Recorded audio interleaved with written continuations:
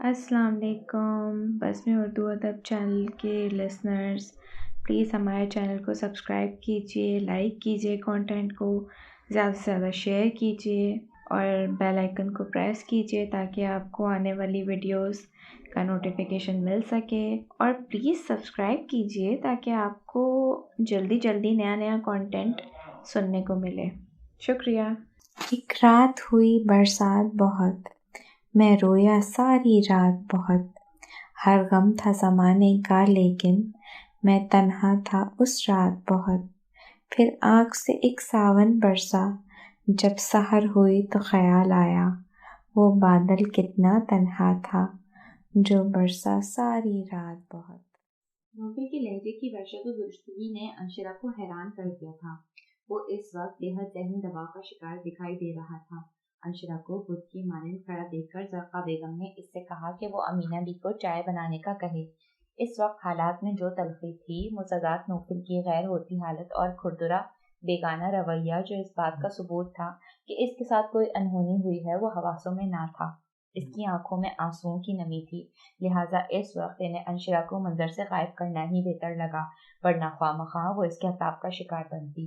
अंशिरा के जाने के बाद वो इसका हाथ थाम कर अपने बेडरूम में ले आई, और वो भी किसी मासूम बच्चे की मानद इनके साथ चला आया था। यूसुफ साहब बाबा साहब की मिजाज कुर्सी के लिए सवात गए हुए थे और उनका वहां ठहरने का इरादा था। अरे नीचे क्यों बैठ रहे हैं बेटा?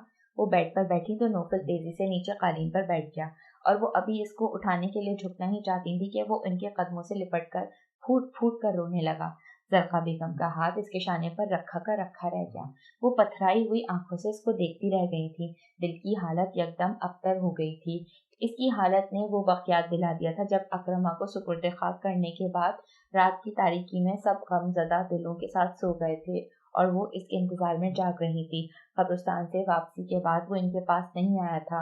अकरमा जिगर के कैंसर में मुब्तला था और मौत से कबल वो कई हफ्तों तक कोमे में रहे थे और कोमे में ही मालिक हकीकी से जा मिले थे। वो दिन इन सब के लिए ही दुख का दिन था, मगर नोफिल की तो दुनिया ही गोया खत्म होकर रह गई थी। वो इस वक्त 11-12 साल का बच्चा था। बीमारी में भी वो बाप की परछाई बना रहा था। सब घर वालों के लाडो प्यार खुसूसी तवज्जो के बावजूद वो बाप से दूर होने को राजी न था। शायद इसे इल्म हो गया था कि इन बाप बेटे के दरमियान अबदी जुदाई हायल होने वाली है, और वो आज हो गई थी। काफी देर तक वो इसकी आमद का इंतजार करती रही थी। फिर वक्त गुजरता देखकर वो अमीना बी की हमराही में खामोशी से इसको तलाश करती रही थी, लेकिन वो कहीं भी नहीं मिला था, हत्ता कि अकरमा के बेडरूम में भी नहीं था। तब कोई अनजानी कशिश इन्हें खींचकर छत की तरफ ले जाने लगी थी। छत तो अंधेरे में डूबी हुई थी। बेगम साहिबा, नोफिल बाबा कहाँ जाएंगे वहां पर? मैं कहती हूँ बड़े साहब और हमना बेगम को खबर कर दें। बड़े साहब सिक्योरिटी से मालूम कर लेंगे।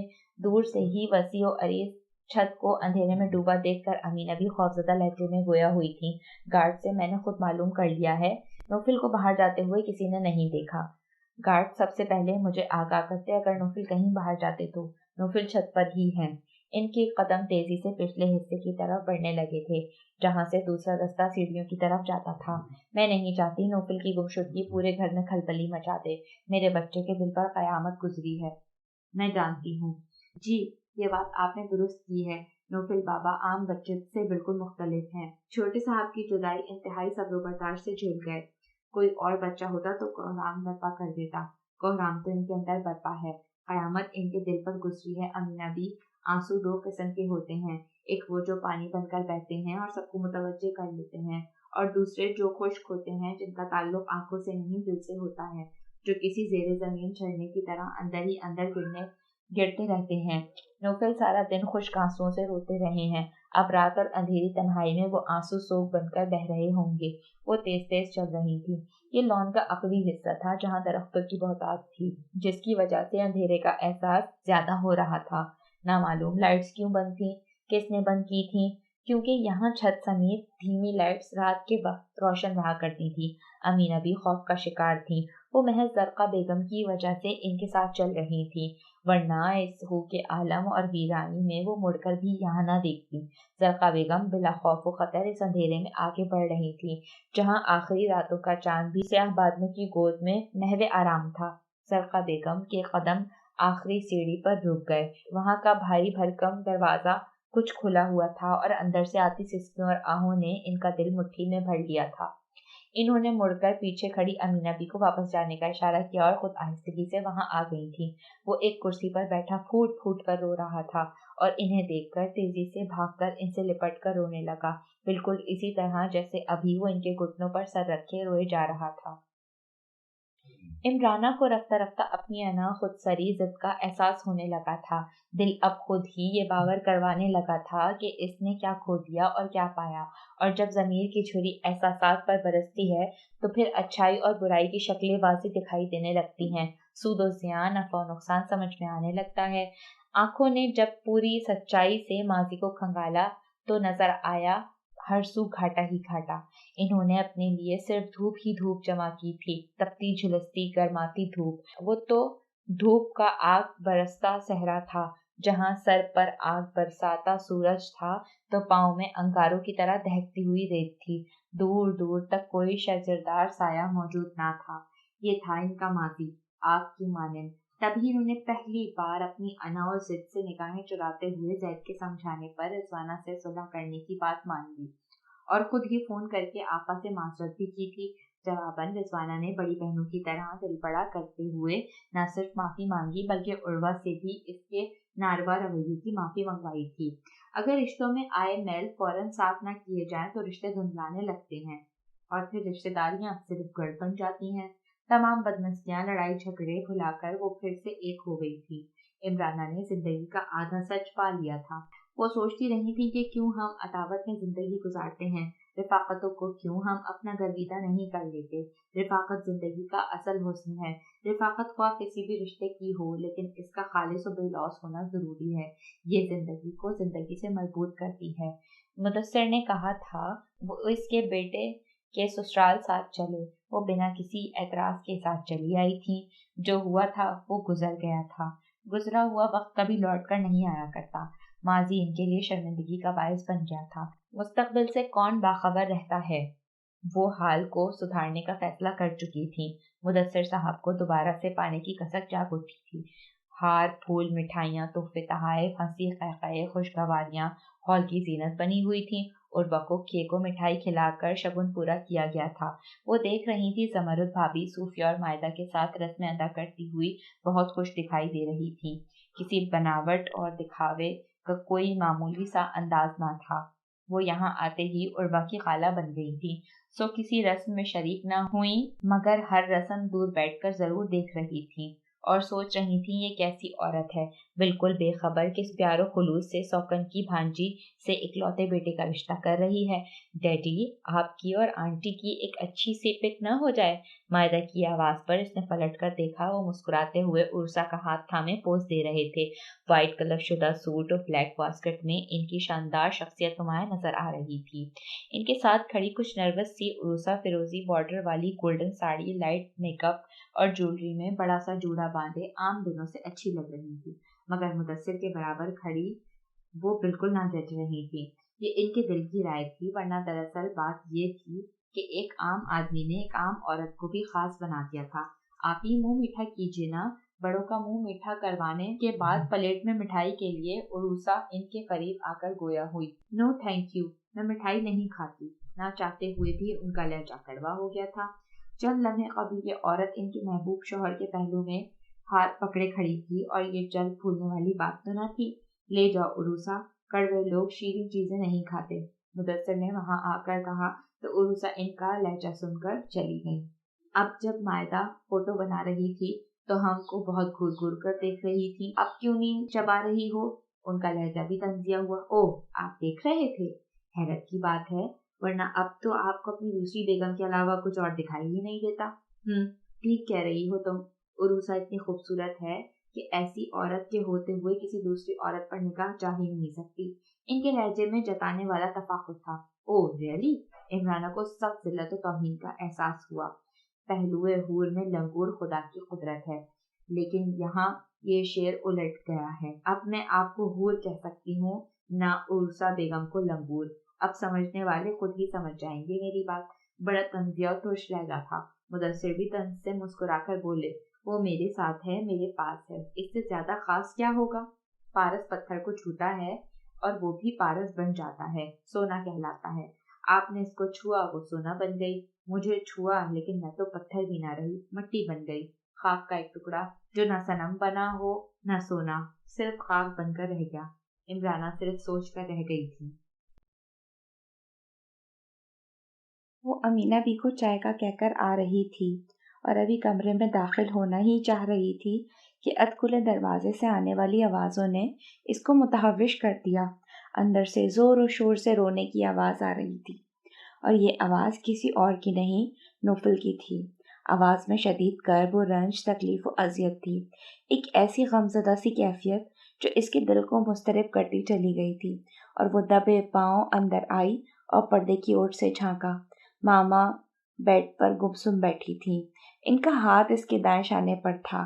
बज़ाहिर वो माहौल से ज़हनी तौर पर गायब दिखाई दे रही थीं और वो दोजानों बैठा इनके घुटनों पर सर झुकाए रो रहा था। वो नौफिल अकरमा जिसकी आंखें इसने कभी नम ना देखी थीं, वो आंखें आज बादलों की मानंद बरस रही थीं। अंशिरा हैरान रह गई, एक इंतहाई मजबूत मर्द को रोते देखकर, वो भी इतनी गमज़दा हालत में। वो कुछ देर इसी तरह हक तक खड़ी फटी फटी आंखों से देखती रही। मर्द रोया नहीं करते और जब रोते हैं तो ज़मीन का सीना शक होने लगता है, दरो दीवार गिरियाजारी करने लगते हैं। इसके आंसू भी टप टप गिरने लगे थे। वो दबे कदमों वापस पलट आई, ख्वामख्वा दिल पर आया था। न जाने वो क्यों इस तरह रो रहा था, क्या हुआ था इसके साथ, क्या बीत रही थी उस पर। घर आया तो बहुत उलझा उलझा, बिखरा बिखरा, परेशान दिखाई दिया था और बिला वजह इससे सख्त मिजाजी से पेश भी आया था। अल्लाह जाने इसके साथ ऐसा क्या मामला पेश आया था कि वो अपनी सुध-बुध ही खो बैठा है। वो सोचती रही और आंसू खुद ब खुद इसकी आंखों से बह रहे थे। ये सब बेख्तियारी में हो रहा था। काफी देर बाद अमीना भी चाय का मग लिए वहां आई तो इनकी आंखें भी आंसुओं से लबालब भरी हुई थीं। अमीना आपा, क्या हुआ है, सब खैरियत तो है ना? वो इनका हाथ पकड़कर दहशतज़दा लहजे में पूछने लगी। नौफिल को मैंने कभी रोते हुए नहीं देखा, अब इस तरह रोते हुए देखकर मेरा दिल को कुछ हो रहा है, वसवसे सता रहे हैं, बहुत परेशान हो गई हूँ मैं। अंशिरा ने अपनी दिली कैफियत से अमीना बी को आगाह किया। इसको मालूम था अमीना बी ज़रक़ा और नौफिल के इतने करीब हैं कि इससे कोई बात छुपाई नहीं जाती। आप परेशान ना हो बीबी जी, ऐसी कोई बात नहीं है। इसने चाय का मग साइड टेबल पर रखते हुए तसल्ली देना चाहिए। आप मुझसे ना छुपाएं, मैं नौफिल को जानती हूँ, वो बड़ी से बड़ी बात को भी खातिर में लाने वाला नहीं है। कोई बहुत ही दुख देने वाली बात हुई है, कोई ऐसी बात जो बहुत अजियतनाक है, वो भी नाकाबिले बर्दाश्त हद तक। इसने अमीना बी का हाथ पकड़कर करीब ही बिठा लिया। आपकी खामोशी बता रही है आप मुझसे छुपा रही हैं।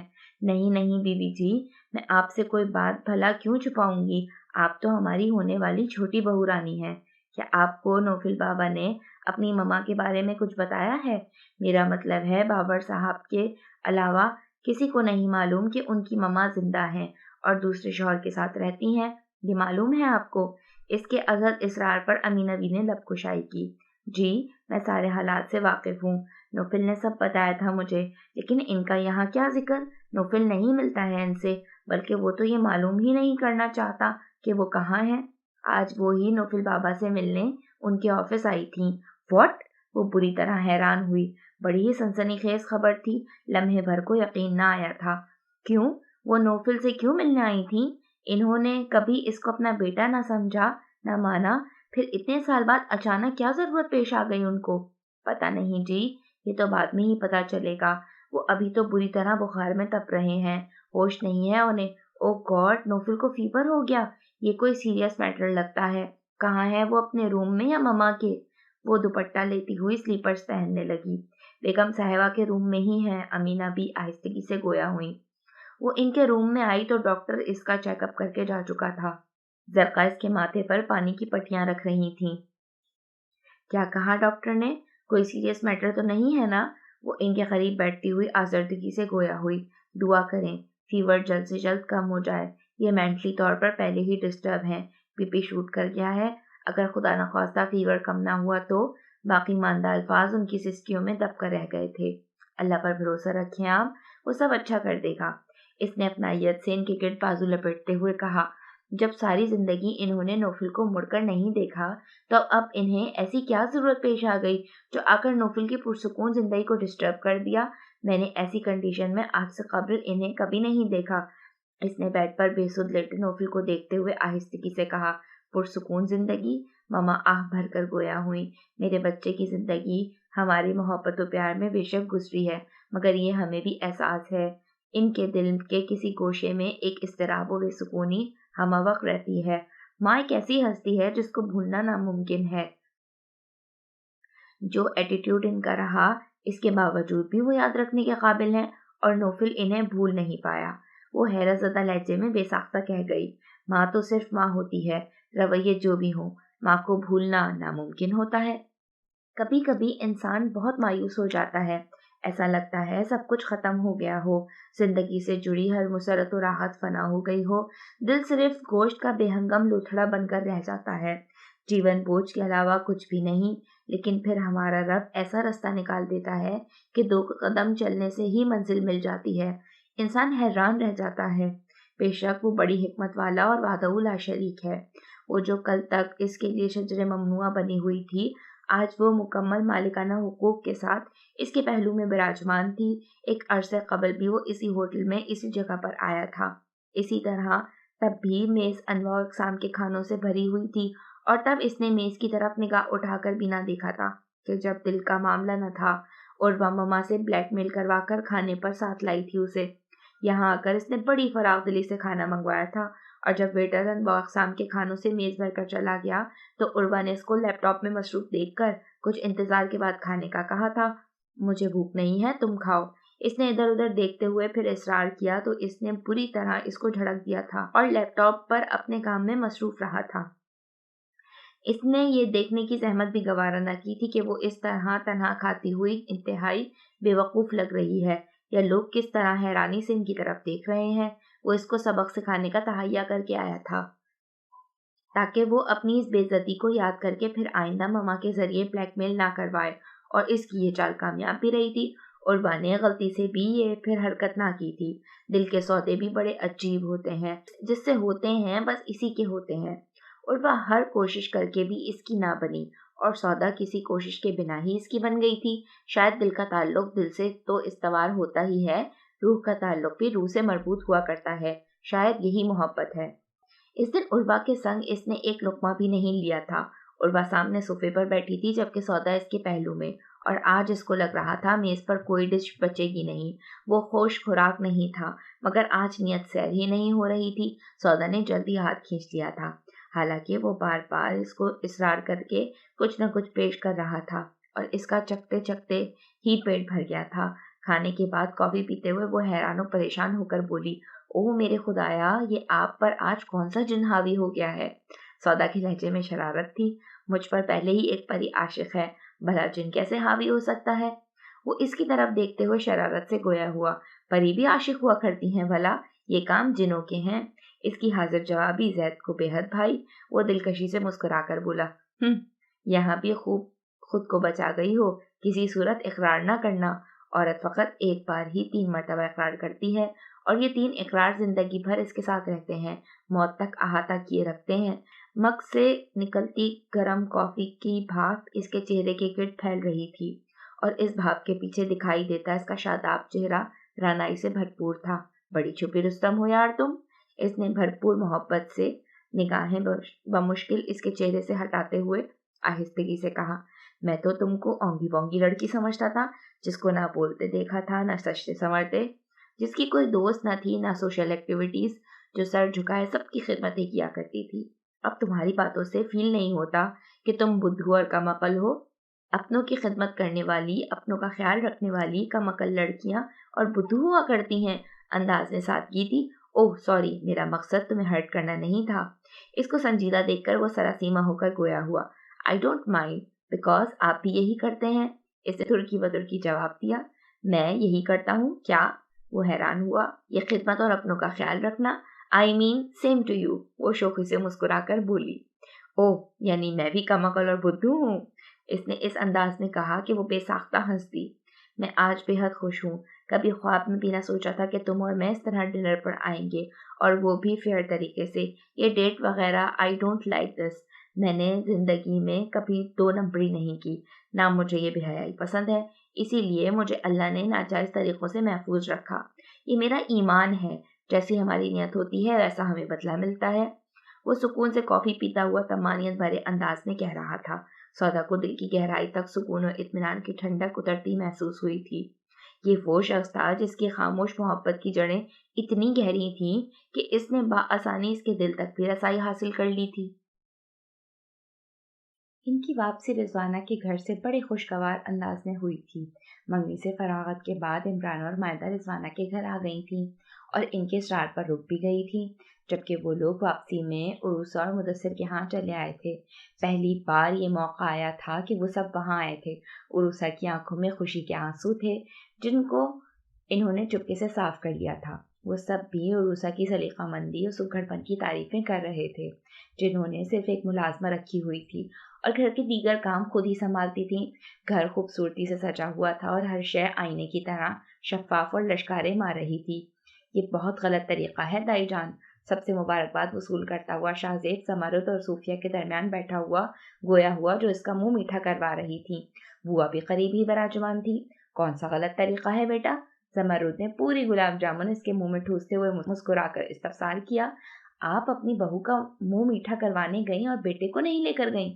وہ منہ میں پوری گلاب جامن بھری ہونے کے باوجود جس انداز میں کہہ رہا تھا, اس انداز نے بوا کے ساتھ سب کو مسکرانے پر مجبور کر دیا تھا. بیٹا آپ ساتھ جا کر کیا کرتے بھلا؟ زمرد نے پھر سے چھیڑا. میں بھی منہ میٹھا کرواتا, میرا بھی کوئی حق ہے آپ کی بہو پر. بے فکر رہو, لے کر جائیں گے تمہیں بھی. آج ہم اس لیے گئے تھے کہ رضوانہ باجی کے دل میں یہی دھڑکا لگا ہوا تھا کہ نامعلوم ہم یہ رشتہ کرتے بھی ہیں یا نہیں, ایک دم کیا جانے والا فیصلہ بعد میں قبول ہوگا بھی یا نہیں. اسی خوف سے انہوں نے ہلکی پھلکی رسم کی بات کی تھی تاکہ بات پکی ہو جائے اور پھر وہ شوکت بھائی کی وطن واپسی پر دھوم دھام سے منگنی کر سکیں. صوفیہ نے اس کا منہ میٹھا کروایا اور ساری بات کھل کر بتا دی تھی. ارے شاہزیب میاں, آپ بھی کیسی باتیں کرتے ہیں؟ بھلا کوئی لڑکا جاتا ہے لڑکی کا منہ میٹھا کروانے؟ بڑے ہی جاتے ہیں فقط. بوا کی زبان ایسے موقعوں پر لازمی بے قابو ہو جایا کرتی تھی. بوا ڈارلنگ, آپ بھی نہ معلوم کون سی صدی کی باتیں کرتی ہیں. اب تو لڑکا لڑکی کورٹ میرج کر کے گھر والوں کو خبر کر دیتے ہیں, بلکہ کچھ تو دادا دادی بن جانے کے بعد اطلاع دیتے ہیں.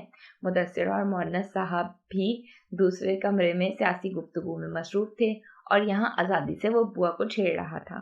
لو بھلا, مجھے کہہ رہے ہیں ڈارلنگ. اس بڑھیا کو جو ان کی دادی کی عمر سے بھی بڑی ہے وہ بری طرح لجا کر رہ گئی تھی. ڈرلنگ, کیا نام نکالا ہے آپ نے بوا؟ لوگ انگریزی کی ٹانگ توڑتے ہیں, آپ نے تو گردن ہی توڑ دی ہے. صوفیہ کھلکھلا کر ہنس دی. ارے صوفیہ بیٹی, تم بھی اب میرا مذاق اڑاؤ گی؟ لو, میں تو مذاق کر رہی تھی, آپ خفا ہو گئیں. بوا کھسیا کر گویا ہوئی. صوفیہ نے ان کے گلے میں ہاتھ ڈالتے ہوئے محبت سے کہا تو وہ فوراً سے نہال ہو گئی تھی. ارے میں اس خوشی کے موقع پر کس طرح خفا ہو سکتی ہوں اپنے بچوں سے؟ بس یہ جو ڈرلنگ لفظ ہے نا, یہ مجھے چڑھاتا ہے. کان کھول کر سن لیں آپ, آئندہ کبھی بھی آپ بوا کو یہ لفظ نہیں بولیں گے جس سے ان کی دل آزاری ہوتی ہے. عروسہ ملازم کے ہمراہ سب کو گرین ٹی دینے کے بعد وہاں پہنچتے ہوئے تنبیہی لہجے میں گویا ہوئی. جی جناب, آپ کا حکم سر آنکھوں پر, مگر جانے من تو کہہ سکتا ہوں بوا جی. وہ مسکراہٹ دبا کر بوا سے ایک بار پھر بھولپن سے گویا ہوا. ارے جو بولنا ہے وہ بولے میاں, میں ہاری آپ جیتے. وہ ہار مانتی ہوئی خوشگوار لہجے میں کہہ گئی. یہ ہوئی نا بات. آپ اسی طرح ہنستی مسکراتی رہا کریں اور آپ جیتی ہیں. میں تو آپ سے جیتنے کا تصور بھی نہیں کر سکتا, اس نے سنجیدگی سے کہا تو بوا نے ڈھیروں ڈھیر دعاؤں سے اسے نوازا. اتنے اہم موقع پر ہمارے بھائی اور بھابھی صاحبہ کہاں ہیں؟ اس کو اچانک ہی زہد اور سودا کی غیر موجودگی کا احساس ہوا تھا. وہ ساری رات اس نے جاگ کر ان کے ساتھ گزار دی تھی. نوفل کا بخار کبھی کم ہو جاتا تو کبھی پھر سے تیز ہونے لگتا. وہ سوتے میں خود کلامی کا عادی نہ تھا, مگر اس رات خود کلامی کرتا رہا تھا, پوری طرح بہکتا رہا تھا. وہ عورت اس کے اعصاب پر سوار ہو گئی تھی. وہ نیند میں بار بار اس سے مخاطب ہو رہا تھا. کوئی لفظ واضح طور پر سمجھ نہیں آ رہا تھا, مگر اس کی متورنم چہرے پر جو پرچھائیاں تھیں وہ نفرت و کرب میں ڈوبی ہوئی تھیں. مما کی آنکھیں مسلسل نم تھیں, وہ اس پر قرآنی آیتیں پڑھ کر پھونک رہی تھیں. امینہ بھی ان کے ساتھ تھیں. نوفل کی حالت ان کی بھی آنکھیں بھگو رہی تھی اور انشرا کو لگ رہا تھا हर सू सन्नाटा फैल गया हो। खामोशी किसी आसिफ की मानंद लिपट गई हो। नमाज फजर अदा करने के बाद मम्मा ने अमीना बी को जबरदस्ती इनके कमरे में भेज दिया था। अंशिरा ने भी इनके साथ ही नमाज पढ़ी और मम्मा को कहा कि वो आराम कर लें, सारी रात बेदारी में गुजरी है। फिर वो पहले ही बीमारी से उठी थी। मम्मा फौरी तौर पर तो नहीं, अलबत्ता कुछ देर बाद वो दूसरे बेड पर लेट गई थी और कुछ देर बाद सो भी गई थी। आमने सामने सिंगल बेड्स थे। हाल ही में ये नया फर्नीचर लाया गया था। दरमियान में बिछे लाइट गोल्डन कलर के कारपेट पर मैरून कलर से दीदा जेब नक्शो निगार बने हुए थे। पर्दे और फर्नीचर इसी रंग के थे। नोफिल का बुखार कम हो गया था, चेहरे की सुर्खी खासी कम हो गई थी। वो इसके पुरसुकून चेहरे को देखने लगी, जहां इस वक्त मुलायमत और तमानियत थी। सर्द मोहरी और दुरुस्तगी, गुस्सा और जुनून की कोई कैफियत ना थी, सुकून ही सुकून था। वो कुर्सी पर बैठी यकटिक इसको देख रही थी। ये वो चेहरा था जो इससे टूट कर मोहब्बत किया करता था, दिल से चाहता था। तब इसको इसकी कदर ना थी, अब वक्त बदल गया था। कल तक वो इसके पीछे भाग रहा था और आज वो दौड़ रही थी, और दौड़ने के बावजूद भी इसको छूना नामुमकिन लग रहा था। इसकी परछाई को भी ना पा सकी थी वो। ये सब इसके अपने रवैयों की सबब ही था। वो इन्हीं सोचों में गुम, न जाने किस पल नींद के जंगल में जा पहुंची थी। नोफिल की आंख खुली तो कई लम्हों तक छत को तकता रहा। जहन पर बोझ हुनूस मौजूद था, जहां तसव्वुर एक ही झलक दिखला रहा था। मुझे पहचाना नहीं बेटा, मैं शहवाना हूँ, आपकी ममा, आपकी ममा, आपकी ममा, आपकी ममा। इसको लगा हर सिमत से ये आवाजें आ रही हैं। वो एकदम उठ बैठा था। धड़कन गैर मामूली हद तक बढ़ी हुई थी, सांस तेज तेज चल रही थी। काश ये एक सपना होता जो आँख खुलते ही ओझल हो जाता और दिल ये सोचकर मुतमईन होता कि ये एक डरावना ख्वाब है। इसने बददिली से सोचा। मान इसकी निगाह कुर्सी पर पड़ी, जहां वो बैठी हुई बेखबर सो रही थी। इसकी गर्दन एक तरफ ढलकी हुई थी, एक हाथ गोद में था। वो चंद लम्हे इसकी तरफ देखता रहा, बिल्कुल बेतासुर अंदाज में। अगर कोई और वक्त होता तो वो इस पर निसार होता, फिदा हो जाता, मगर इस पल दिल को सुकून नहीं था। यही सदाएं गूंज रही थीं, जो हुआ वो नहीं होना चाहिए था। अगरचे वो औरत जिंदा है, मगर इस औरत को जिंदगी भर सामने नहीं आना चाहिए था। जिस हक से वो सामने आई थी, वो हक इसने कभी अदा ना किया था। आप? अंशिरा की आंख अस खुद ही खुल गई तो वो सीधे होकर बैठते हुए नरमी से गोया हुई। कुछ चाहिए आपको? तबीयत कैसी है आपकी अब? वो इसको खामोश देखकर फिक्रमंदी से गोया हुई। पानी पिलाओ, इसने एक निगाह मम्मा को देखते हुए कहा। चाय लाऊं आपके लिए? वो पानी का ग्लास देते हुए पूछने लगी। नहीं, इसने पानी पीकर ग्लास इस तरफ बढ़ा दिया। आपने रात से कुछ नहीं खाया है? दिल नहीं चाह रहा। वो छत को घूरते हुए गोया हुआ। हल्का सा नाश्ता कर लें, शायद आपने कल दोपहर से भी कुछ नहीं खाया था। अंशिरा को इसकी पथरीली संजीदगी से खौफ आने लगा था, साथ ही इसकी भूख की फिक्र होने लगी थी। सुनो, मैंने तुमसे कहा था ये घर मेरा भी इतना ही है जितना तुम्हारा है। सो जब मुझे भूख लगेगी खा लूंगा। खाने के लिए मुझे तुम्हारी परमिशन की जरूरत नहीं है, ना ही ऑर्डर की। वो अपनी माँ पर उतारने वाली तलखी इस पर उतार रहा था। अंशिरा हक दक सी बैठी रह गई। तभी मम्मा उठकर इसके करीब आई। सुबह बखैर बेटे। सुबह बखैर मम्मा। इन्हें करीब बैठे देखकर इसका मूड बहाल हुआ। जवाबन वो इसकी पेशानी चूमते हुए बोली, शुक्र है अल्लाह का बुखार कुछ कम हुआ। सारी रात आपके तेज बुखार ने हम तीनों को सोने नहीं दिया, बल्कि मैं और अमीना भी तो फजर की नमाज अदा करने के बाद सो भी गए थे, जबकि अंशिरा ने सारी रात जागते हुए गुजारी है। वो इसका बुखार चेक करने के बाद तशक्कुर आमीज लहजे में कहने लगी, ये मोहतरमा सोने की इतनी शदाई है कि चेयर पर ही सो रही थी। अरे नहीं, अभी थकन की वजह से आंख लग गई होगी। मैं अभी अमीना भी को नाश्ते लाने का कहती हूँ। नाश्ते के बाद आप भी आराम करना। नूफिल को जवाब देती वो नरमी से अंशिरा से बोली थी। इमराना जाग रही थी।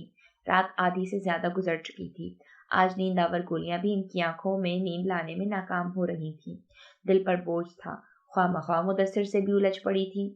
हालांकि तहैया कर चुकी थी कि इनसे अब किसी बात पर भी बहसो तकरार से गुरेज करेंगी, मगर इनके मुंह से उरूसा के लिए निकलने वाले तौसीफी जुमले भूले नहीं भूल रहे थे, बल्कि बार बार समातों में गूंजकर इन्हें जिज कर रहे थे। ठीक कह रही हो तुम। उरूसा इतनी खूबसूरत है कि ऐसी औरत के होते हुए किसी दूसरी औरत पर निगाह जा ही नहीं सकती। इनके ये अल्फाज महज दिखावा ना थे। हर लफ्ज उरूसा की मोहब्बत में डूबा हुआ था, और वो मोहब्बत की चाशनी इनके सुलगते दिल पर तेल का काम कर रही थी, जिसकी बूंद बूंद ने शोले भड़का दिए थे। वो रिजवाना के घर से सीधी घर आकर اپنی واحد پناہ گاہ جو صرف ان کا کمرہ تھا، جہاں آتے ہی انہوں نے دروازہ مقفل کرتے ہوئے خود کو بیڈ پر ڈھیر کر دیا تھا۔ تیز روشنیاں بند کر کے وہ ہلکی روشنی پہلے ہی جلا چکی تھی۔ پورے کمرے میں صرف ٹیبل لیمپ کی روشنی تھی، جو اس وسیع و عریض کمرے کے لیے ناکافی تھی۔ اس وقت انہیں روشنیاں زہر لگ رہی تھیں۔ مدثر کی باتیں انہیں بھڑکا رہی تھیں اور وہ اپنے حسن کا عروسہ کی کم صورتی سے موازنہ کرتی رہیں، اور ہر بار موازنہ کرنے پر ووٹ اپنے ہی حق میں ملے تھے۔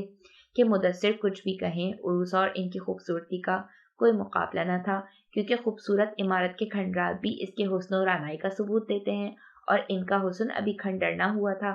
50 سالہ عمر ہونے کے باوجود وہ خاصی جوان دکھائی دیتی تھی۔ مدثر کی لاپرواہی کے باوجود انہوں نے اپنی اور اپنے حسن کی خوب نگہداشت کی تھی۔ مدثر کی محبت جو کسی شے کی مانند سمندر کی تہہ میں چھپ گئی تھی، اب اچانک ہی آہستہ آہستہ ظاہر ہونا شروع ہو گئی تھی، اور اس محبت میں نوجوانی کے جذبات سے زیادہ شدت تھی۔ انہیں احساس ہونے لگا تھا کہ انہوں نے مدثر سے بدتمیزی کر کے بہت برا کیا ہے۔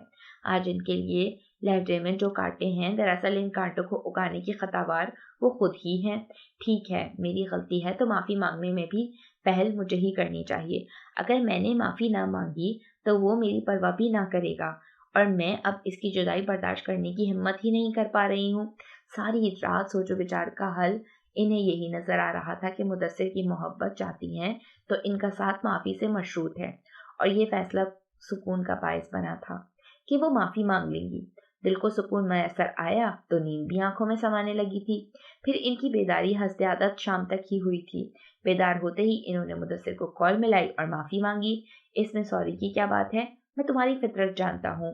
وہ ان کی سوری کے جواب میں استہزائی انداز میں گویا ہوئے۔ مدثر پلیز، یہ بات بے بات ڈنک مارنا آپ کی بھی فطرت نہیں ہے، پھر کیوں آپ میرے ساتھ زیادتی کرنے لگے ہیں؟ زیادتی؟ تم جانتی ہو زیادتی کس کو کہتے ہیں؟ ان کے لہجے میں چنگاریاں سی اڑنے لگیں تو عمرانہ چپ رہ گئیں۔ عزت دار شریف آدمی پر جب بدکرداری اور بے وفائی کی کالک مل کر سب کے سامنے ذلیل و رسوا کیا جاتا ہے تو اس کی عزت دو کوڑی کی بھی نہیں رہ جاتی۔ پھر اس عمل کو کیا کہا جاتا ہے؟ چلو تم ہی بتا دو۔ میں اس وقت غلط فہمی کا شکار ہو گئی تھی۔ میں یہ سوچ کر ہی پاگل ہو گئی تھی کہ تم کسی اور عورت کے ہو جاؤ گے، مجھ سے جدا کر دیے جاؤ گے۔ جدائی کا خوف مجھے دیوانگی میں مبتلا کر گیا اور وہ بے اختیار رونے لگی تھی، اور تم نے سچ مچ جدائیاں خرید لیں، محض اپنے شک و شبے کی بیماری میں مبتلا ہو کر میری اور عروسہ کی زندگیوں کو بھی داؤ پر لگا دیا۔ اس کے گھر آئی بارات واپس چلی گئی۔ لوگوں کے تانوں اور برے سلوک سے تنگ آ کر مجبوراً مجھے اس کا ہاتھ تھامنا پڑا تھا۔ مدثر صاحب نے شکستہ لہجے میں جواب دیا۔ عمرانہ محسوس کر رہی تھی ان کی آواز بھی بھیگی ہوئی اور نم تھی۔ تمہارے الزام کو تقویت مل گئی۔ میں نے عروسہ سے نکاح کر لیا، پھر وہ جگہ چھوڑ کر گلشن میں بنگلہ بھی لے لیا۔ بہت عرصہ لگا زندگی کی طرف آتے آتے، اور عروسہ میرے لیے بہترین لائف پارٹنر ثابت ہوئی۔ وہ ان نیک بیویوں میں شمار ہوتی ہے جس کی زندگی کا ہر لمحہ خاوند کی خوشنودی اور رضا میں گزرتا ہے۔ وہ حقیقتاً نیک اور صالح عورت ہے۔ ان کی زبان پر عروسہ کے لیے پھول نچھاور کر رہی تھی، اور وہ زبان دانتوں تلے دبائے خاموشی سے سننے پر مجبور تھی۔ ٹھیک کہتے ہیں آپ، میں نے جدائیاں خریدی تھیں اور یہ سودا مجھے اذیت بھرے نقصان اور تکلیف کے سوا کچھ نہ دے سکا۔ وہ ضد کی، اب پچھتاووں سے کیا ہوتا ہے؟ وقت تو گزر گیا نا، اور گزرنے والا وقت واپس کب پلٹتا ہے، خواہ وہ وقت ہو یا انسان۔ ان کا لہجہ بھی افسردہ تھا، اور عمرانہ کو لگا کہیں نہ کہیں وہ ابھی بھی ان کے دل میں موجود ہیں۔ دل ایک مرتبہ پھر کسی گمان میں مبتلا ہو گیا تھا۔ ایک ہفتہ لگا تھا انہیں ہاسپٹل سے ڈسچارج ہونے میں۔ یہ انہیں ہونے والا پہلا ہارٹ اٹیک تھا۔ طبیعت ان کی ابھی سنبھلی نہ تھی، اور وہ پھر سے نوکر سے ملاقات کے لیے بے چین ہونے لگی تھی۔ وہ اس کی سخت مزاجی و بد کلامی کو بھول گئی تھی۔ اس کا رویہ، اس کی باتیں برحق تھیں۔ جو کڑوا بیج انہوں نے بویا تھا وہی کڑوا پھل مل رہا تھا۔ پلیز میری بات سمجھنے کی کوشش کرو۔ ڈاکٹرز نے ابھی تمہیں ریسٹ کرنے کا کہا ہے۔ تمہارا دل ابھی کوئی ایسی سچویشن برداشت کرنے کی قطعی پوزیشن میں نہیں ہے۔ میں تم کو جانے کی اجازت نہیں دے سکتا، وہ نرمی سے کہہ رہے تھے۔ آپ اپنا وعدہ بھول رہے ہیں فیضان۔ شادی سے قبل آپ نے وعدہ کیا تھا کہ آپ نوبل سے ملنے سے مجھے کبھی نہیں روکیں گے۔ بات کرتے ہوئے ان کا سانس پھولنے لگا تھا۔ نہیں روکوں گا، میں آج تک اپنے وعدے پر قائم ہوں اور تا حیات قائم رہوں گا۔ میں نے انکار نہیں کیا۔ وہ ان کا ہاتھ تھام کر محبت بھرے لہجے میں گویا ہوئے۔ پھر یہ انکار نہیں تو کیا ہے؟ आप मुझे मेरे बेटे से मिलने से रोक रहे हैं? वो निढाल अंदाज में उनसे हाथ छुड़ाते हुए बोली। जरा अपनी हालत तो देखो, मुझसे चंद बातें करने में तुम्हारी हार्ट बीट बढ़ रही है, तनफ्फुस बेकाबू हो रहा है, वहां जाकर खुद को किस तरह संभाल पाओगी? नूफल जवान है और जवानी बिखरी तूफान की मानंद होती है। ना जाने कब इस तूफान की सरकश लहरें बिखर कर सुनामी में तब्दील हो जाए और सब कुछ तहस नहस करके रख दें और फिर कुछ ना बचे सिवाय आंसुओं और आहों के। सिर्फ चंद दिन सब्र कर लो, वो दिलासा देते हुए बोले। अब सब्र ही तो नहीं होता, किस तरह सब्र कर लूं? वो तकिए पर सर रखती हुई भर्रागी आवाज में गोया हुई। फैजान खान ने अपनी कम उम्र और बेहद हसीन बीवी को मोहब्बत से देखा, जिसके दिलरुबा चेहरे से आसानी से निगाहें न हटती थी। कुछ नहीं तो मेरा ही ख्याल करो, अब मेरी उम्र तुम्हें खोने की नहीं। मैं किसी सूरत तुमसे दूर रहकर जी नहीं पाऊंगा, मर जाऊंगा। मैंने जिंदगी भर ऐसी ही बातें सुनी हैं, ऐसे जुमलों पर अपना ईमान बर्बाद करती रही हूँ। अब दिल इन जुमलों की सदाकत पर यकीन नहीं करता। इनके लहजे में उकताहट और सदमुरी डराई थी। ना मेरी ये बातें किसी मतलब और गर्ज के तहत हैं, न मैं मोहब्बत को किसी गर्ज से मशहूर कर रहा हूँ। मैं फकत इतना जानता हूँ, औरत के बिना तो जन्नत में भी आदम तन्हा और अधूरे थे। मेरे सामने मोहब्बत की बातें मत किया करें। मोहब्बत सिर्फ एक जाल है जो औरत को ट्रैप करने के लिए काम में आता है। इनके लहजे में सख्त बेजारी और ताहट थी, जबकि फैजान के चेहरे पर मुस्कुराहट थी। कोई और मर्द होता तो यकीनन झगड़ा कर जाता। मर्द की मोहब्बत को झुठलाकर कोई महबूबा तो सुखी रह सकती है, लेकिन बीवी नहीं।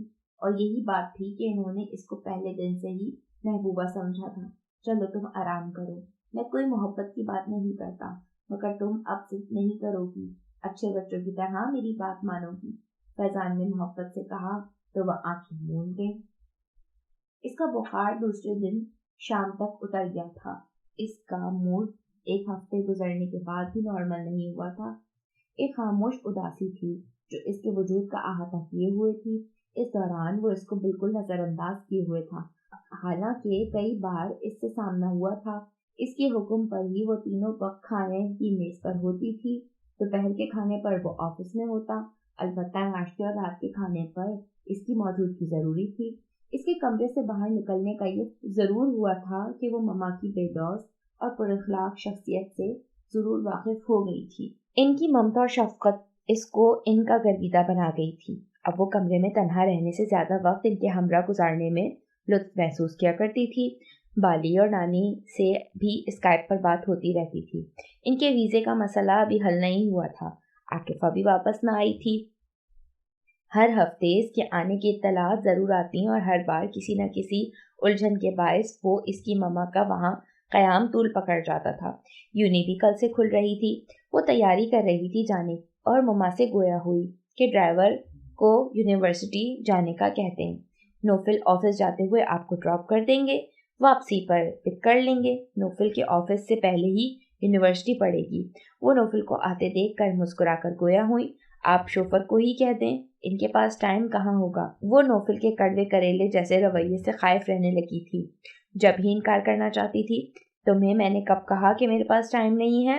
वो दोनों हाथ सीने पर बांधे इसके सामने खड़ा जवाब तलब कर रहा था। साफ कहो मेरे साथ जाना नहीं चाहती। अजीब अक्खड़ अंदाज था। मेरा ये मकसद हरगिज नहीं था। वो घबराकर जरका की तरफ देखते हुए बोली, यही मकसद था तुम्हारा? क्यों झूठ बोल रही हो? मैं झूठ क्यों बोलूंगी? अंदाज में बेचार की दराई थी। झूठ बोलना तुम्हारी आदत जो है। मैंने कब कहा ऐसा? मम्मा क्या मैं झूठी हूँ? आप बताएं। इसकी निगाहों से घबराकर वो जरका के करीब आकर गोया हुई। ये गलत बात है बेटा, मैंने अंशी को झूठ बोलते हुए कभी नहीं देखा, न कभी ऐसा सुना। वो फौरन ही इसकी मदद को आई। आप इसको नहीं जानती मम्मा, मैं जानता हूँ। इसकी आवाज में इस्तेज़ाइया कैफियत नुमाया थी। जरका बेगम ने अंशरा को देखा जो बेहद शर्मिंदा थी, लेकिन फिर भी खामोश खड़ी थी। नोफिल बेटा, ये आप किस किस्म की बातें कर रहे हैं? ऐसी बातें अच्छी नहीं होती जो किसी को खुजालत और शर्मिंदगी में मुब्तला कर दें। मैं देख रही हूँ आपकी बातें महज अंशी को जिज करने के लिए होती हैं। जरका को लामहला इसकी हिमायत करनी पड़ी। आप खफा हो रही हैं? वो इन्हें संजीदा देखकर बोला, बात खफगी की ही है। अंशरा हमारी होने वाली बहू सही, मगर अभी ये इस घर में मेहमान की हैसियत से रह रही है, और मेहमान के साथ ऐसा सलूक भला क्यों रवा रखा जाता है? जरका बेगम सचमुच इसके रवैये से नालां दिखाई दे रही थी। ओह, आई एम सॉरी ममा, आप खफा ना हो प्लीज। مجھے آپ کے علاوہ کسی کی پرواہ نہیں ہے۔ اس نے فوراً ہی ان کے گرد بازو مائل کیے۔ اب تو میں خفا ہو گئی ہوں، زرقا بیگم نے سنجیدگی سے کہا۔ غیروں کی خاطر آپ مجھ سے خفا ہو رہی ہیں؟ انشرا کی طرف دیکھ کر اس نے طنزیہ کہا۔ غیروں کی خاطر؟ انہوں نے انشرا کا دھواں دھواں چہرہ دیکھ کر خاصے غصے سے نوفل کو دیکھا۔ کل تک آپ اس بچی کی خاطر پہاڑ سے دودھ کی نہر نکالنے کو آمادہ تھے اور آج ہی غیر ہو گئی؟ انہوں نے برہمی سے کہا۔ وہ کل کی بات تھی جب میری آنکھوں پر محبت کی پٹی بندھی ہوئی تھی، اور آج اس محبت کا کیا ہوا؟ وہ بحث کرنا ان کی عادت نہ تھی مگر وہ کر رہی تھی۔ چلے معاف کر دیں، میں اپنے الفاظ واپس لیتا ہوں۔ آج مجھے یہ لگتا ہے کہ یہ غیر نہیں بلکہ مجھ سے بھی زیادہ آپ کی محبت کی حقدار ہو گئی ہے۔ اس کے لہجے میں دکھ سے زیادہ شدید حیرانی تھی۔ کل سے آپ ہی انشی کو پک اینڈ ڈراپ کریں گے، یہ میرا حکم ہے، سمجھ رہے ہیں آپ؟ میں کوئی ایکسکیوز نہیں سنوں گی۔ وہ کسی طور اس کی بات ماننے کو راضی نہ تھی، اس کو مانتے ہی بنی کہ اب ایسا بھی نہیں ہو سکتا تھا کہ وہ تنہائی میں اس سے کہے کہ وہ خود مما کو انکار کر دے۔ بات ان کے سامنے آ گئی تھی اور نہ ہی وہ مما کو انکار کر کے ان کی دل آزاری کا سبب بننا چاہتا تھا۔ صبح ناشتے کے بعد وہ جھجکتی ہوئی اس کے پیچھے نکل آئی تھی۔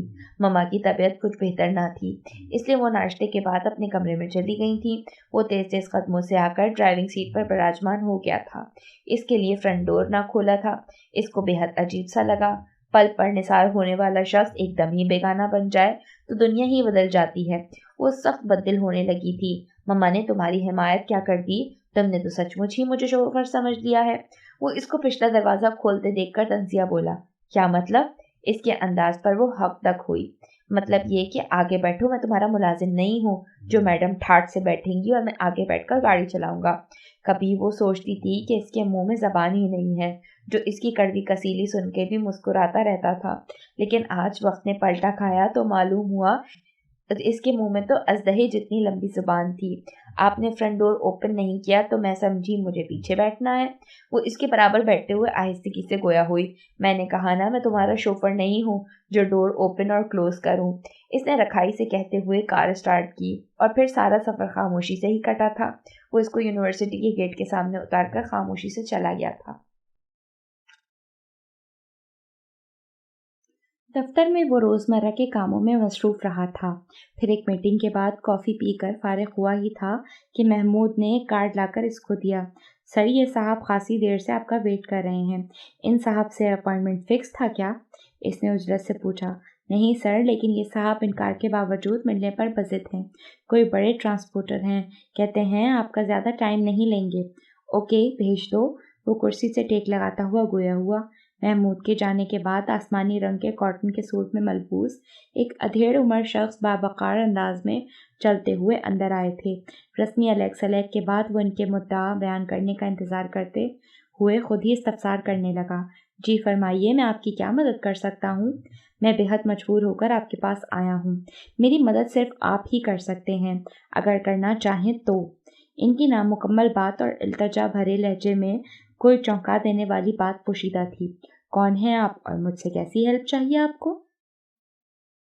خیریت ہے مما، رات کو آپ جلدی لیٹ گئی تھیں، اب بھی آپ سارا دن روم سے باہر نہیں آئیں؟ زید نے فکر مندی سے پوچھا۔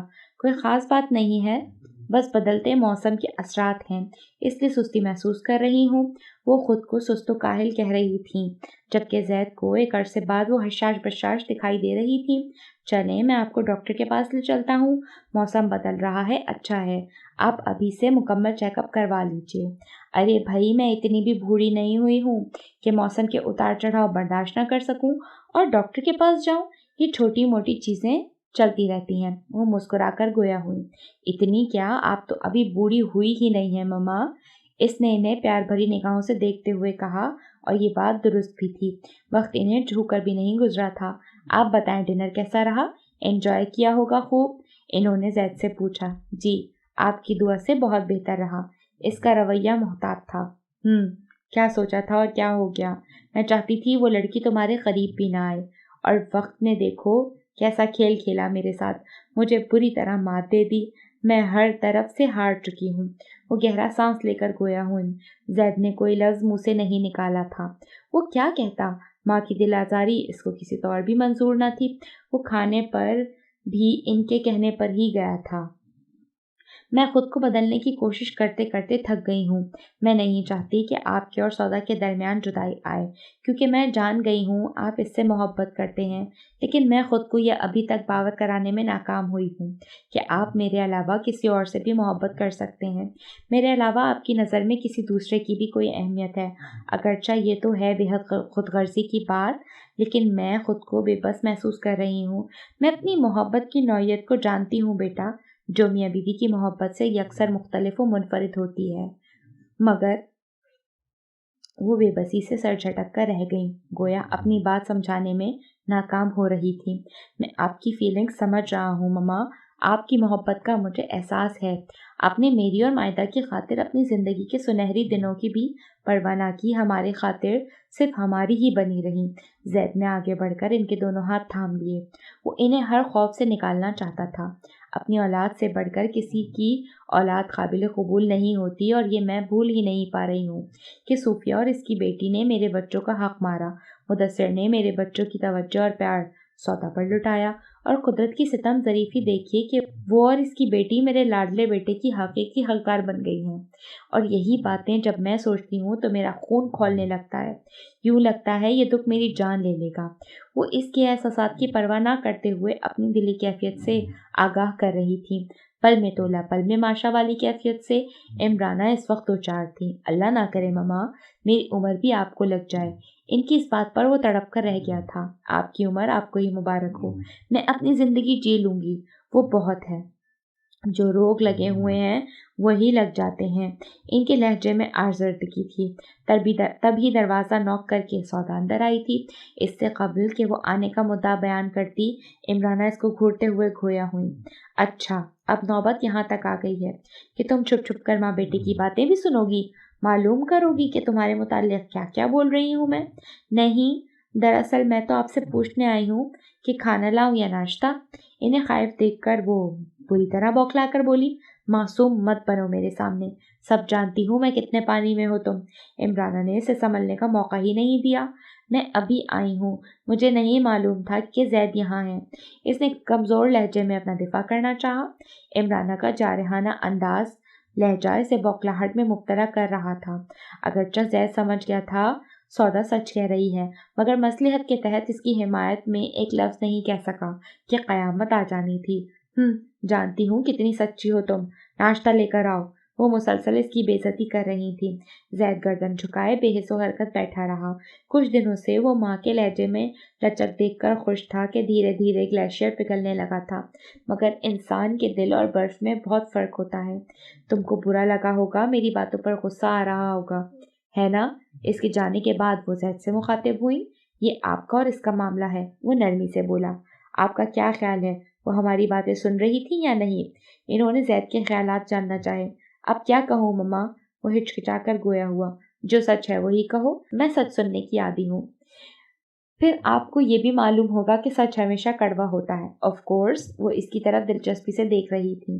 وہ ہماری باتیں نہیں سن رہی تھی کیونکہ اس کی نیچر ایسی ہے ہی نہیں۔ اینی ویز، وہ مسکرا کر گویا ہوا، سن بھی لیتی تو ہمارا کیا بگاڑ سکتی ہے؟ زید نے شوخ لہجے میں کہا۔ اوہ ریئلی، دل سے کہہ رہے ہیں؟ عمرانہ بھی اس بار شوق ہوئی۔ جی بالکل، وہ احتراماً نگاہیں جھکا کر بولا۔ پھر تو میں نے سودا کو اپنی بہو بنا کر بالکل غلطی نہیں کی۔ آج کی رات زرقا بیگم کسی شادی کی تقریب میں مدعو تھی۔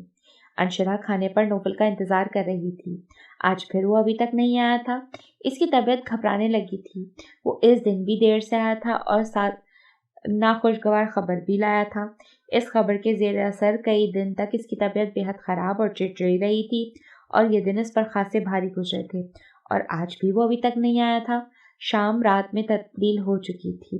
اس دن مما نے اس سے ڈھیروں فون کروائے تھے، مگر آج وہ خواہش کے باوجود ایسا نہیں کر پا رہی تھی کہ جانتی تھی جواب میں اس کا رویہ بالکل پتھر کے مانند ہوگا۔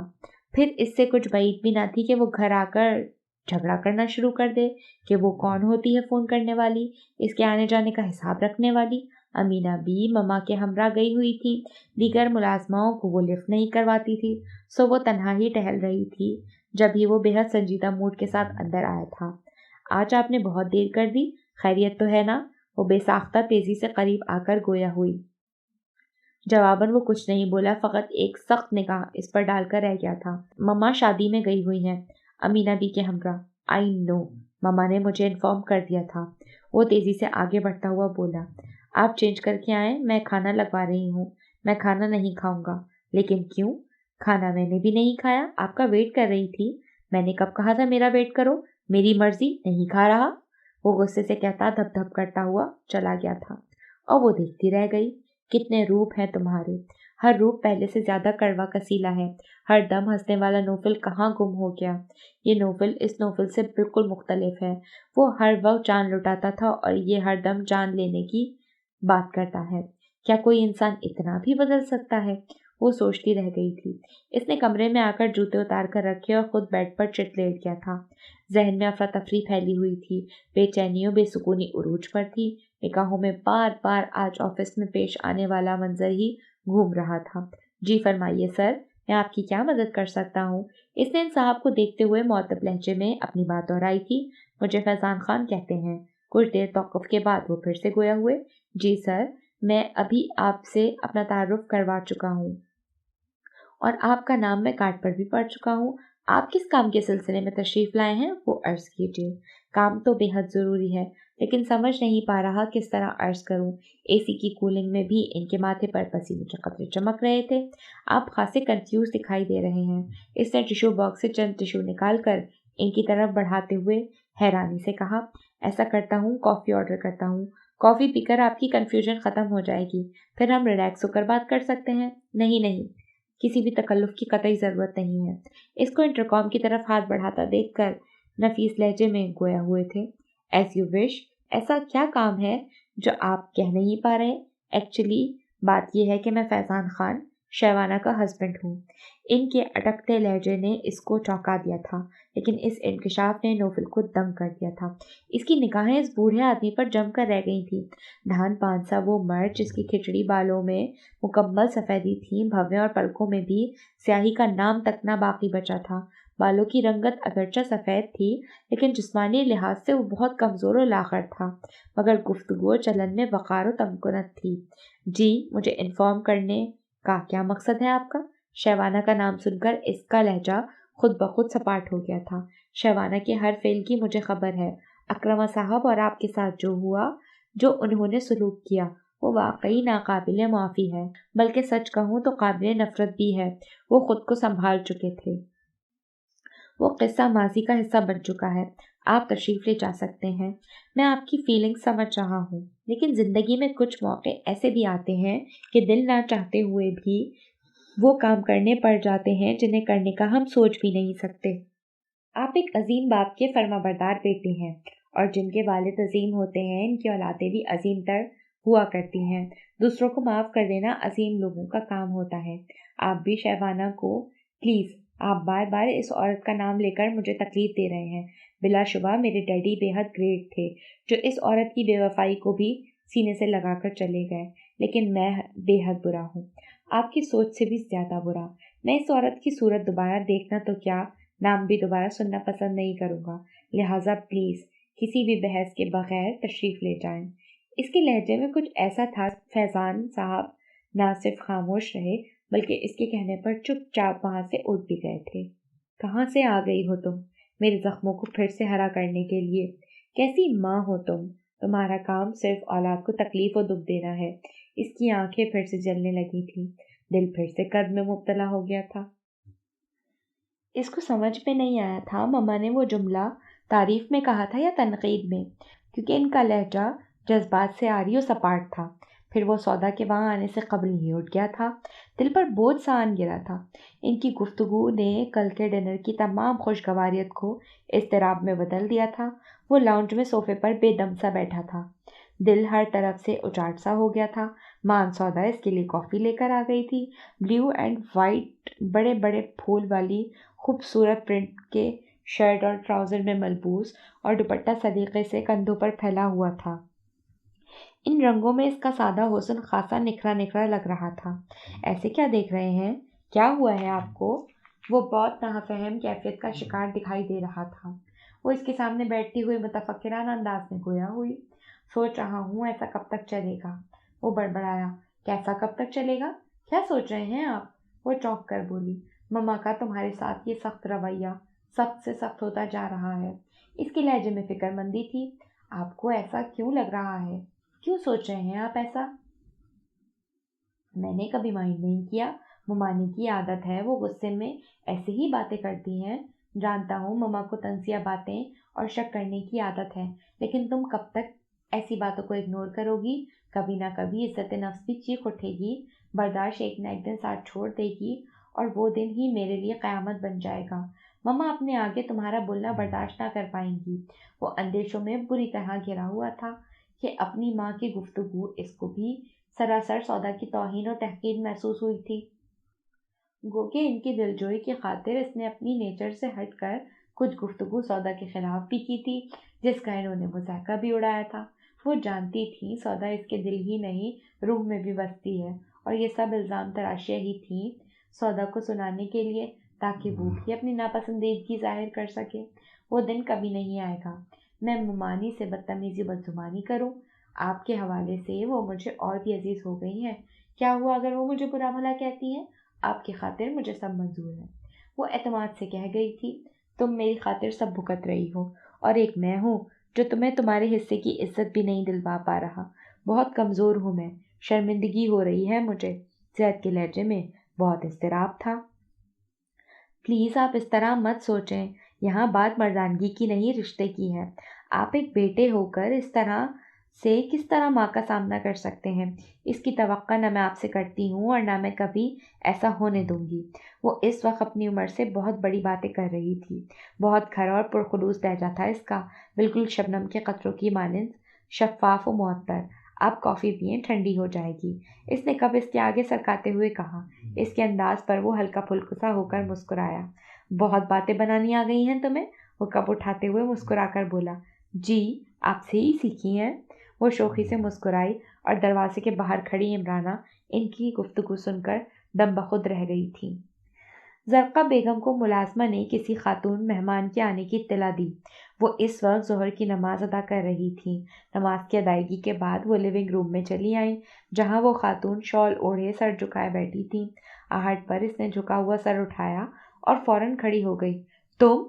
ज़रक़ा बेगम अपनी जगह से आगे ना बढ़ सकी। जी भाभी, मैं शहबाना, वो बदनसीब औरत जो एक दिन इस घर को ठोकर मारकर निकल गई थी और आज खुद एक ठोकर बन गई है। शहबाना उठकर इनके कदमों में लिपट गई। ये क्या कर रही हो? इन्होंने अपने कदमों से इसे उठाना चाहा। तुम्हें यहाँ नहीं आना चाहिए था शहबाना। आपसे बड़ी उम्मीदें लगा कर आई हूँ। आप ही मेरे लिए ज़िंदगी की आखिरी किरण है। आप भी मुझसे मुंह मोड़ेंगी तो मैं मर जाऊंगी। कभी किसी को खातिर में ना लाने वाली वो औरत आज इनके कदमों में पड़ी हुई थी। इसकी गर्दन अकड़ी निदामत से झुकी हुई थी और वो ज़ारो कत्तार हो रही थी। ज़रक़ा बेगम का हसास दिल मुत्सरिब होने लगा था। उठ जाओ, मुझे इस तरह अच्छा नहीं लग रहा। मैंने कहा ना, तुमको यहाँ नहीं आना चाहिए था। नोफिल के आने का वक्त हो रहा है। वो पहले ही तुम्हारी वजह से बेहद डिस्टर्ब है। अगर तुम्हें यहाँ देख लिया तो अल्लाह जाने क्या हाल होगा मेरे बच्चे का। अल्लाह के वास्ते तुम वापस चली जाओ। ज़रक़ा बेगम दीवार गिर घड़ी की तरफ देखती हुई घबरा कर बोली। वो शाम तक आते हैं, अभी तो दोपहर है। मुझे ये सब मालूम है। शबाना खड़े होते हुए बोले। नोफिल आज जल्दी आएंगे क्योंकि इनकी तबीयत नासाज है। मैं नोफिल के बारे में ही आपसे बात करने, दरअसल इल्तिजा करने आई हूँ। इन्होंने हिचकिचाते हुए कहा। कैसी इल्तिजा? अब वक्त गुजर गया है। नोफिल समझदार हैं और अपने फैसले खुद करने की उम्र में हैं, और सबसे ज़्यादा संगीन बात यह है कि वो अपना माजी ज़रा भी नहीं भूले हैं। सब कुछ याद है इन्हें। तभी ड्राइंग रूम का दवीज पर्दा हटाकर कोई अंदर दाखिल हुआ था।